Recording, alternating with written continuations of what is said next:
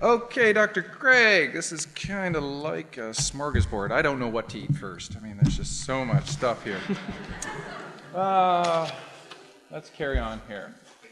We do not need gods to justify or give weight to our values. Our worldly values serve us just fine. Now, if I may, I just need to find out where you would fall on this continuum, because every time I have these debates, I always wait till the very end. And I generally don't like to do this. This is something, this is a continuum, basically. And some of you, if you're theistic, Christian or otherwise, where would you place yourselves in terms of how you mesh religion with evolutionary theory? I mean, the flat earthers are pretty much hardcore creationists. There are people who actually believe the earth is flat. There are geocentrist people who actually believe the sun does go around the earth.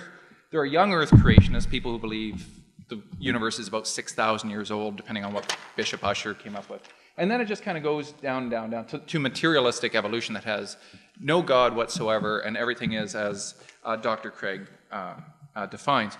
Would you mind telling me roughly where you would be? Yeah, where you would fall in that?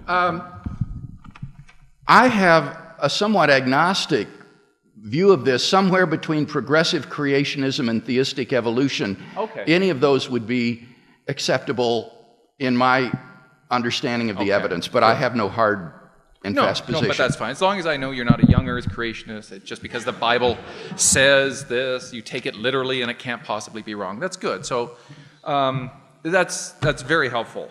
So I mentioned that I'm an agtheist, right? All religions commit errors in human reasoning. Dr. Craig's is just simply one more. It's just another religion. It makes human errors. They're attainable at least, impossible at best. Now, much of my attack is against the Christian God, but this is really, if we're talking about how God matters and so on and so forth, this to me is really what it comes down to. Okay?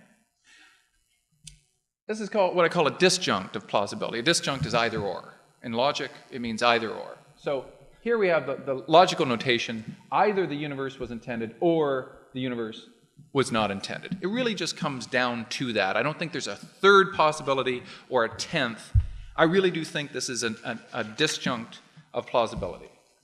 Now, what basically happens is I'm acknowledging my ignorance about which side of the disjunct I should take. Was it intended? Was it not intended? So what I do is I acknowledge my ignorance and I suspend judgment because I have no real direct evidence. As Dr. Craig said, yeah, I do wish that I did have evidence that his particular God was or could be known with any kind of absolute proof or absolute truth or whatnot.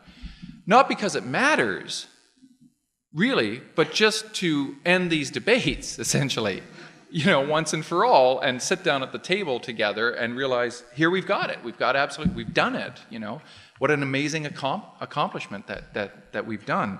Now, like I said, I worry more about these types of issues which matter most to me and my fellow inhabitants, but if there's no God, then, as Dr. Craig said, the universe is accidental. We, therefore, would be accidental. And the universe would have no meaning. And he finds problems with this. Why don't I? I don't really have a problem with this. I'm here. I'm having a relatively good time. When the party's over, say goodnight. And what did you do while you were here? I believe the fear of death, this is one of the things I've been studying a fair bit in my life. And I really believe when our ancestors developed consciousness to the level at which they could determine that, in fact, they were going to die, and there would have been times in our past where our ancestors did not know what death was, because we find dig sites where they drop where they die. There's no burial rituals. We don't see this until about 40,000 years ago. And we've been evolving for 6 million. So we haven't always known what death was. But what I do believe is it's one of the things that contributes to the need to come up with an explanation about what's actually happened to that person. I mean, when we see an animal die, we say, well, the animal's died, unless we believe in animism, that there's some kind of spirit that transcends and goes into another form or so. But in terms of Christianity, I mean, when you die, some part of you keeps living and somehow is immortal or whatnot. I really do believe the fear of death was largely responsible for the development of mythology, certainly the afterlife. Nobody wants the party to end, do we? Do you really want to go home early? No, the party's just getting going. You don't want to die. This is what I refer to as caveman angst. Which is the idea that one of our ancestors realized, oh, crap, that's going to be me someday. And through what's called reasoning by analogy, they internalized it and thought, no, he's not gone. Yeah, he smells bad and he's discolored and he's not getting up, but he's still around. And we'll all be around, right? And it became a communitarian thing. It became this kind of, that's right, we figured out we're going to die. That's a bad thing. We got to do something about it. Okay, the party keeps going. The afterlife. How so? Well, and look at how many definitions of the afterlife there are. Which one's right? How do you determine that? Show me your reality measuring stick, Dr. Craig, and I will believe you. But I don't see one on your desk, and I don't think one exists. If it did, it'd make life a lot different, wouldn't it? But I have not yet found one. That's really what we're lacking here, isn't it? Is something to measure reality. But we don't even have that. The skeptics were very good at showing that. They were extremely good at it. You want an example? Here's an example. Let's imagine there's 20 different types of metal bars underneath some of your chairs. And we turn off all the lights and it's pitch black in here. Some of those bars are made of lead, and some are made of steel, and some are made of iron, silver, bronze, and brass. But only one of them is made of gold. And I say, reach under your chair. If you got one of these things, pick it up, feel it. And they're all the same density, all the same weight. Their smell has been masked, their taste has been masked. And they all feel exactly the same. I say, pass them around. Go ahead. And in 5 minutes, I say, okay, stop. Who's got the gold one? Well, with the lights off, we can't tell. And this is the same for absolute truth. Right?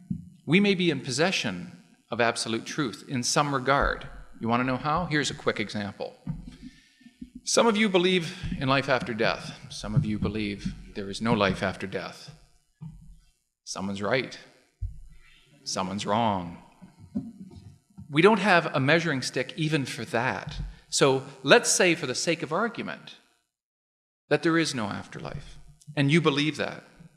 Then you are in possession of absolute truth. You have the gold bar in your hands, but the lights are still off because we don't have a reality measuring stick. Right? I wish I did, because it matters epistemically. Right? I could care less whether there's a God or not. I do care about knowledge, and I care enough to know when I don't know, and I can't make certain types of claims. And I think it's that kind of humility that's often lacking in those who claim to have absolute truth. And we have to be very careful about what we say is real or absolute and what is not. Now, it's frightening to some people to think that I'll never know the absolute truth, that I could die and I'll never exist again. What would that even be like, this caveman angst? What would it be like not to exist forever and for all time? I'll help you out here. Remember what it was like 10 years before you were born? Like that. Thank you.